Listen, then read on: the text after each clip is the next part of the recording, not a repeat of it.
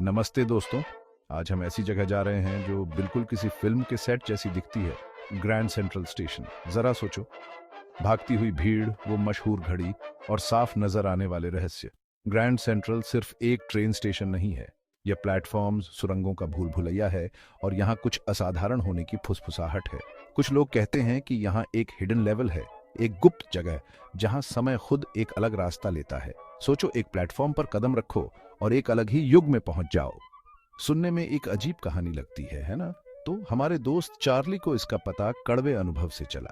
तो तैयार हो जाइए, क्योंकि हम ग्रैंड सेंट्रल स्टेशन के तीसरे लेवल के रहस्य से पर्दा उठाने जा रहे हैं। आपको चार्ली से मिलवाते हैं, एक आम आदमी जो एक आम जिंदगी जी रहा है। एक दिन वह खुद को ग्रैंड सेंट्रल से भागता हुआ पाता है, हमेशा की तरह काम पर जाने की जल्दी में। वह अपने ब्रीफकेस और गर्मा गर्म कॉफी के कप को पकड़े हुए यात्रियों के बीच से रास्ता बना रहा था। अचानक वह एक ऐसे गलियारे में ठोकर मार गया जो उसने पहले कभी नहीं देखा था। उत्सुकता उस पर हावी हो गई और चार्ली सावधानी से अंदर कदम रख दिया। उसे अपनी आंखों पर विश्वास नहीं हुआ। उसने खुद को एक ऐसे प्लेटफॉर्म पर पाया जो एक नरम सुनहरी रोशनी में नहाया हुआ था। लेकिन कुछ तो गड़बड़ थी। हवा अलग, प्राचीन लग रही थी, और लोग, वे ऐसे कपड़े पहने हुए थे जैसे वे सीधे हिस्ट्री की किताब से निकल कर आए हों। चार्ली उस मायावी तीसरे लेवल पर पहुंच गया था। चार्ली 1899 में वापस चला गया था। वह आश्चर्य से इधर उधर घूमता रहा, एक बीते युग के नजारे और आवाजें देख रहा था। गैस लाइट्स प्लेटफॉर्म पर टिमटिमा रहे थे, लंबी परछाई डाल रहे थे। बोलर हैट्स पहने हुए पुरुष और पैरासोल्स पकड़े हुए महिलाएं टहल रही थी। यह टाइम कैप्सूल में कदम रखने जैसा था। चार्ली ने पूरा दिन इस भूली हुई दुनिया को एक्सप्लोर करने में बिताया। उसने 1959 में अपने दोस्त को एक पोस्ट कार्ड तक डाक से भेजा। जैसे ही सूरज डूबने लगा, चार्ली को पता था कि उसे वापस लौटना होगा। वह अपने कदमों पर वापस चला गया और खुद को उस ग्रैंड सेंट्रल में वापस पाया जिसे वह जानता था। लेकिन उसकी जिंदगी हमेशा के लिए बदल गई थी।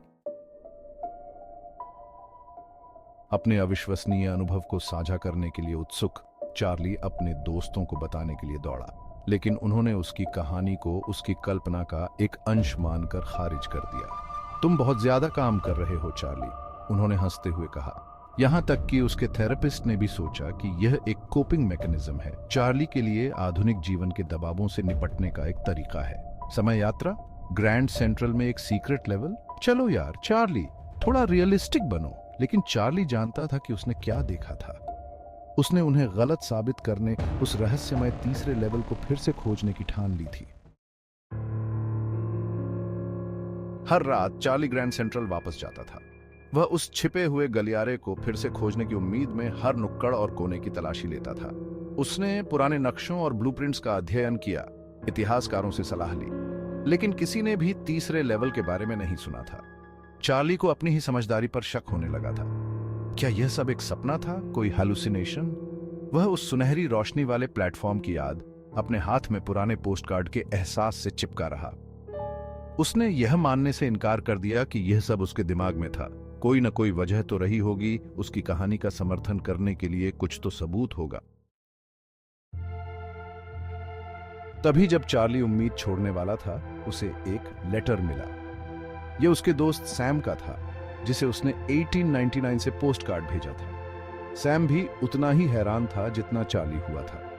उसे विश्वास नहीं हो रहा था कि उसे एक पोस्ट कार्ड मिला है जो 60 साल से भी ज्यादा पुराना है। उसने पोस्ट कार्ड की पुष्टि करवाई और यह असली था। अचानक चार्ली की कहानी इतनी अजीब नहीं लगी। क्या ऐसा हो सकता है कि तीसरा लेवल वास्तव में मौजूद था? और अगर ऐसा है तो यह कैसे काम करता था? चार्ली इसके रहस्यों को उजागर करने के लिए पहले से कहीं ज्यादा दृढ़ था। चार्ली की कहानी हमें याद दिलाती है कि कभी-कभी हकीकत कहानियों से भी अजीब हो सकती है। यह हमें उन चीजों पर सवाल उठाने के लिए चुनौती देती है जो हमें लगता है कि हम जानते हैं, और अज्ञात को अपनाने के लिए प्रेरित करती हैं।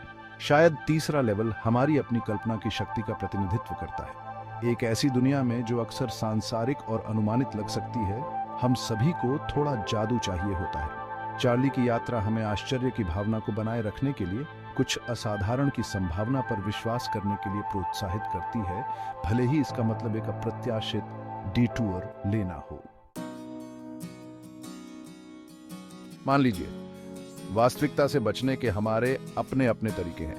कुछ के लिए यह एक अच्छी किताब में खो जाना है, दूसरों के लिए यह अपने पसंदीदा टीवी शोज को बिंज वॉच करना है। चार्ली का एस्केप बस थोड़ा ज्यादा टाइम बेंडिंग था। हो सकता है कि तीसरे लेवल की उसकी यात्रा उसके जीवन के तनाव और चिंताओं से निपटने का उसका तरीका था। खैर, हम कौन होते हैं जज करने वाले? अगर एक ऐसी गुप्त दुनिया की कल्पना करना जहां समय थम गया हो उसे दिन बिताने में मदद करता है, तो इसमें बुराई क्या है? तीसरे लेवल की स्थायी अपील अज्ञात की खोज में निहित है। हम मनुष्य स्वाभाविक रूप से जिज्ञासु प्राणी हैं, रहस्यों और रोमांच के वादे की ओर आकर्षित होते हैं। कहानी समय यात्रा के साथ हमारे आकर्षण का फायदा उठाती है, एक ऐसी अवधारणा जिसने सदियों से हमारी कल्पनाओं को मोहित किया है। कौन समय के माध्यम से यात्रा नहीं करना चाहेगा? इतिहास को प्रत्यक्ष रूप से देखना या भविष्य की एक झलक पाना चाहेगा। तीसरा लेवल हमें याद दिलाता है कि ब्रह्मांड और उसमें हमारी जगह के बारे में अभी भी बहुत कुछ ऐसा है जो हम नहीं जानते हैं, और कभी-कभी ये एक रोमांचकारी विचार होता है। तो क्या चार्ली ने सचमुच समय में यात्रा की थी? क्या तीसरा लेवल उसकी कल्पना का एक अंश था या एक वास्तविक छिपा हुआ पोर्टल? कहानी यह तय करने के लिए हमें पर छोड़ देती है, और यही इसकी खूबसूरती है। यह हमारी कल्पना को जगाती है, हमें संभावनाओं पर विचार करने के लिए आमंत्रित करती है और अपने निष्कर्ष निकालने के लिए प्रेरित करती है। एक बात तो तय है, ग्रैंड सेंट्रल स्टेशन फिर कभी पहले जैसा नहीं रहेगा। अगली बार जब आप वहां हों तो चारों ओर देखने के लिए कुछ समय निकालें। आप कभी नहीं जानते कि कौन से रहस्य साफ नजर आने पर भी छिपे हो सकते हैं। हो सकता है, बस हो सकता है, अगर आप इतने भाग्यशाली हुए कि आप खो गए तो आप खुद तीसरे लेवल पर ठोकर मार दें। तीसरा लेवल हमें याद दिलाता है कि कुछ जगहों में एक खास तरह का जादू होता है, एक ऐसा कालातीत आकर्षण जो रोजमर्रा की जिंदगी से परे है। ग्रैंड सेंट्रल स्टेशन अपनी भव्य वास्तुशिल्प और हलचल भरी ऊर्जा के साथ निश्चित रूप से उन जगहों में से एक है।